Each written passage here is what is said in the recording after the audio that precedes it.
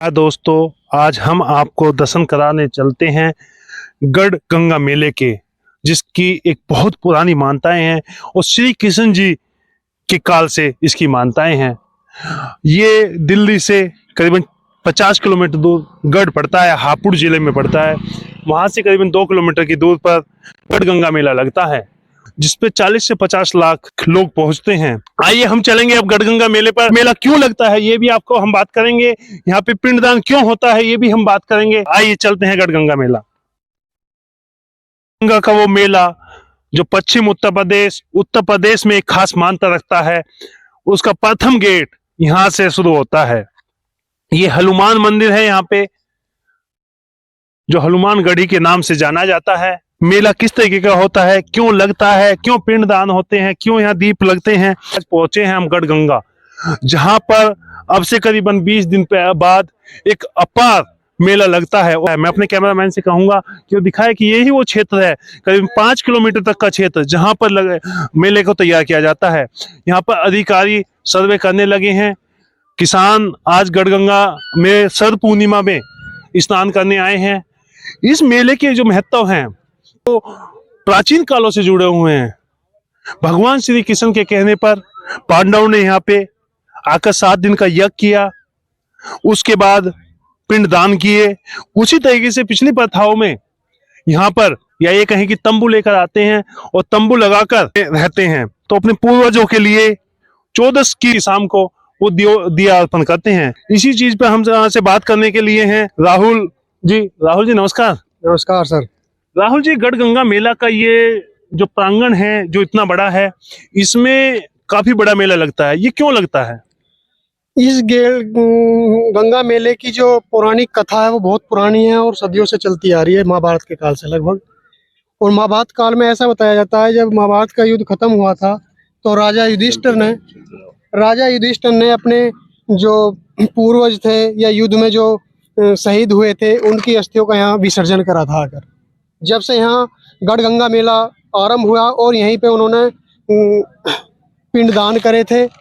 आने वाला गढ़ मेला जो यहाँ पर लगेगा करीबन 3 से 4 किलोमीटर पे बुग्या ट्रैक्टर रुके होते हैं, इसको वीआईपी घाट बनाया जाता है, जहाँ पे हम खड़े हुए हैं। अधिकारियों ने अपनी तैयारी शुरू कर दी है। इसको सबसे बड़ा मेला माना जाता है। गंगा का मेला प्राचीन काल से ही सबसे बड़ा है। जिन जिन शहरों से होकर गंगा गुजरती है, लगभग वहाँ सभी जगह गंगा का मेला लगाया जाता है और लाखों की श्रद्धा में श्रद्धालु वहाँ स्नान करने के लिए आते हैं और 8 से 10 दिन तक वहाँ पे अपना विश्राम करते हैं, घर बाहर सहित आते हैं। एक तरीके से हम कह सकते हैं वे अपने तंबू को साथ लाते हैं और वहीं खाना वाना बनाते हैं, खाते हैं, रहते हैं और नहाते हैं। इस वीआईपी घाट के पंडित जी हैं। पंडित जी नमस्कार। पंडित जी, ये जो मेला लगता है ये कितना पुराना है? ये तो सनातन धर्म से इसको सदियों से चला आ रहा है। इसका तो माली महाभारत काल से चला आ रहा है, द्वापर से ही। जब भगवान कृष्ण और पांडवों में जब युद्ध हुआ था, कौरव पांडवों में, तब से यहाँ की प्राचीन प्रथा है। जो युद्ध में वीरगति को प्राप्त हुए थे जो योद्धा, उनके वंश में कोई जब बचा नहीं, तब इनकी आत्म शांति है। तो यहाँ भगवान कृष्ण ने एकादशी से लेकर और पूर्णिमा तक यज्ञ किए और यज्ञ के बाद जब ज्यादा टाइम इनको दीपदान किया, उनकी मुक्ति है तो सब भगवान कृष्ण कराए, जब उनके वंश में कोई नहीं बचा। तब से ये परंपरा चली आ रही है। कौन कौन से संत इस मेले में प्रमुखता से आगे भाग लेते हैं? यहाँ तो नागा साधु जी अधिकांश हैं और आपके खिचड़ी वाले बाबा हैं, सीताराम भी हैं और तरह तरह के संत आते हैं। परंपरा के अनुसार अपना डेरा लगाते हैं और यहाँ अपना धर्म यज्ञ करते हैं, उसके बाद भंडारा करते हैं, उसके बाद चले जाते हैं।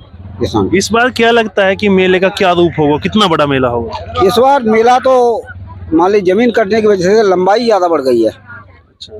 किलोमीटरों में लंबाई चली जा रही है, 4-5 किलोमीटर इधर, 3-4 किलोमीटर इधर, कम से कम 10 किलोमीटर के क्षेत्र में इसको विस्तार है। हमारे साथ हैं डीपी निषाद जी, जो गोताखोर का प्रमुख काम यहाँ पे करते हैं गढ़गंगा मेले के दौरान। गढ़गंगा मेले पे 25 से 30 लाख लोग करीबन यहाँ पे पहुँचते हैं। आपके सामने भी एक बड़ी चुनौती होती है लोग डूबते हैं उन्हें बचाने की, तो किस तरीके से आप इसको देखते हैं सारे काम को? देखिए, हमारे जो है गंगा पहरी हैं यहाँ लोग, और गोताखोर, हमारे जो गोताखोर हैं वो पेशेवर गोताखोर होते हैं। हम मेला ही नहीं, मेले से भी अदर हमारे पास ब्रजघाट में भी लाखों लोग आते हैं वहाँ भी लोग डूबते हैं, उन्हें भी बचा लेते हैं।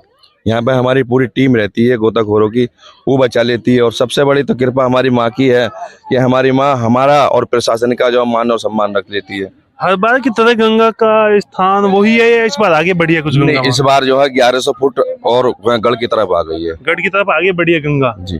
तो यहाँ पे जो मेला लगता है वो कितने बड़े तादाद में इस बार लगने की उम्मीद है? इस बार जो है बड़े तादाद में लगने की कल लगभग लगभग तो 50 लाख पब्लिक आने की, श्रद्धालुओं की संभावना है। तो ये मेला कब से लगा आ रहा है? दूसरा एक यहाँ पे दिए लगते हैं 14 के दिन, उसके बारे में कुछ जानकारी देंगे? दिया इसलिए लगाए जाते हैं यहाँ पे क्योंकि 5,500 वर्ष कृष्ण भगवान पांडवों को लेकर आए थे। जब कौरव पांडवों का युद्ध हुआ था, उनकी आत्म शांति के लिए गढ़मुक्तेश्वर कृष्ण भगवान ने 15 दिन यहाँ दीपावली को आगे थे। 15 दिन उन्होंने अपना पड़ाव डाला, पांडवों से दीपदान कराए, यज्ञ कराया, शांति यज्ञ करवाए, उनकी आत्माओं के यज्ञ करवाए। और 14 को जो है दीपदान कृष्ण भगवान ने पांडवों से कराया।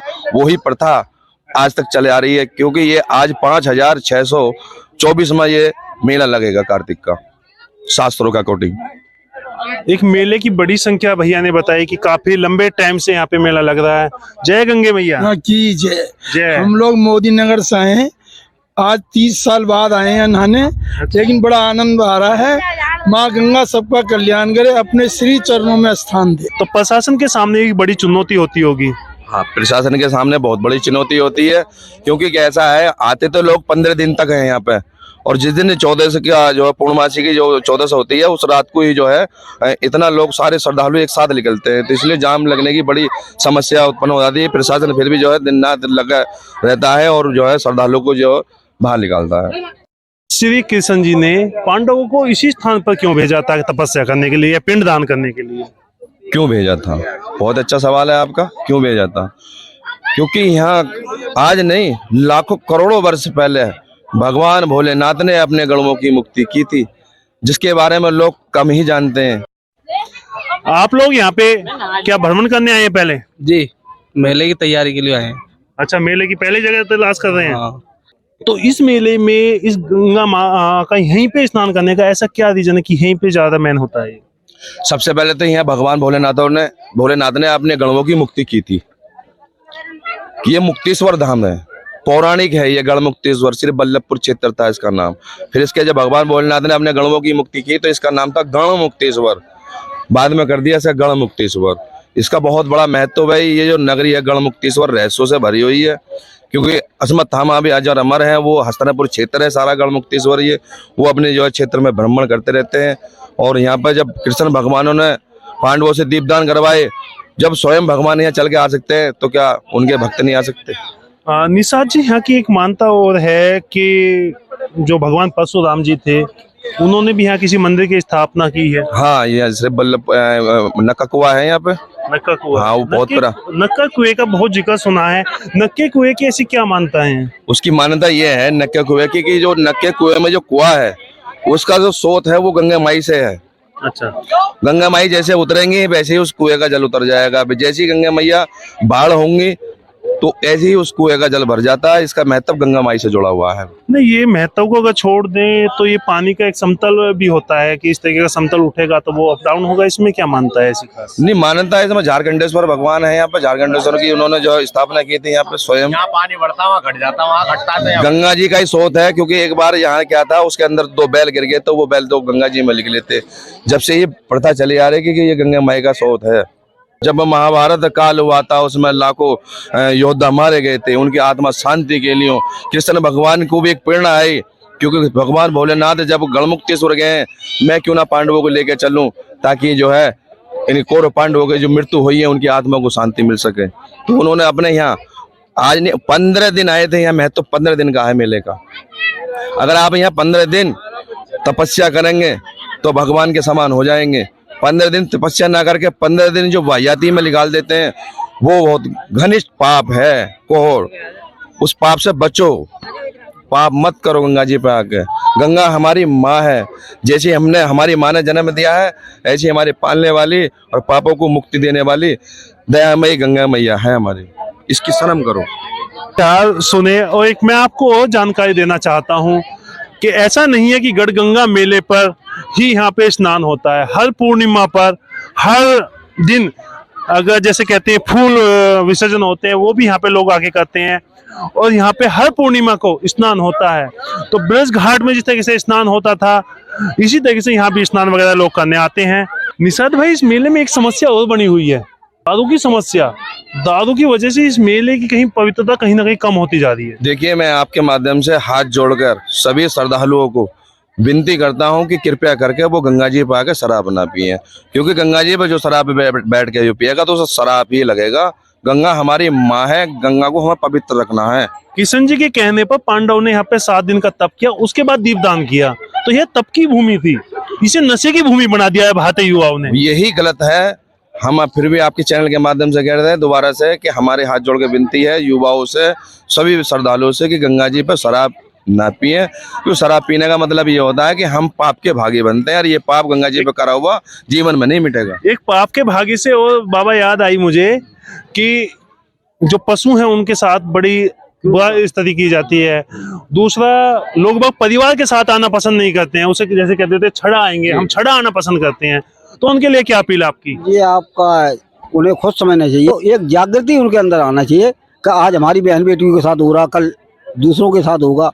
अपनी बहन बेटी के साथ हो रहा तो बुरा लगेगा, दूसरे की कर रहे तो अच्छा लग रहा। तो इसमें बहुत परंपरा को लेके चले। हाँ, जो परिवार के साथ नहीं आते हैं उनके लिए आपकी क्या प्रार्थना है? हाँ, मेरी उनसे जो प्रार्थना छड़ा है, आते हैं, छड़ा आके यहाँ पे वाहियात पना करते हैं, छड़े आते हैं, मैं उनसे कहता हूँ कि वो आने के बाद में, क्योंकि सबकी माँ बहन एक जैसी होती हैं, हमें सबकी कदर करनी चाहिए। जैसे हमारी कोई बहन को अगर तक कोई माँ को कोई हमें कुछ कहेगा तो हमें गुस्सा आता है, ऐसी दूसरे की माँ भी हमारी माँ होती है, बहन होती है। मेरी आपसे अपील है आपके चैनल के माध्यम से कि ऐसी वाहियाती गंगा जी पर ना करें तो ही अच्छा है। यहाँ पे हमारे साथ निषाद जी जो पूरी सुरक्षा को देखते हैं, दूसरी तरफ से हमारे साथ पंडित जी। उन लोगों की मुख्य तौर पर इस मेले में आने वाले हर श्रद्धालु से हाथ जोड़ के अपील है कि दारू पीने से यहाँ पे बचें, दारू लाने से यहाँ पे बचें। दूसरा, जो छड़ा आते हैं और यहाँ पे वाहियात पना करते हैं उसको बचे। ये हमारे सनातन धर्म की बात है, ये हमारे हिंदू धर्म की बात है, ये हमारी आस्था की बात है, ये हमारी पवित्रता की बात है। इस तपस्वी भूमि पर अगर आके हम दारू पिएंगे या यहाँ पे गलत संगत करेंगे, गलत काम करेंगे तो उसका कौन सा पुण्य लगेगा, उसका आपको पाप लगेगा। आप देखते रहिए ऐसी खबर के लिए हिंदुस्तान समाचार। मैं अभी चौधरी, नमस्कार।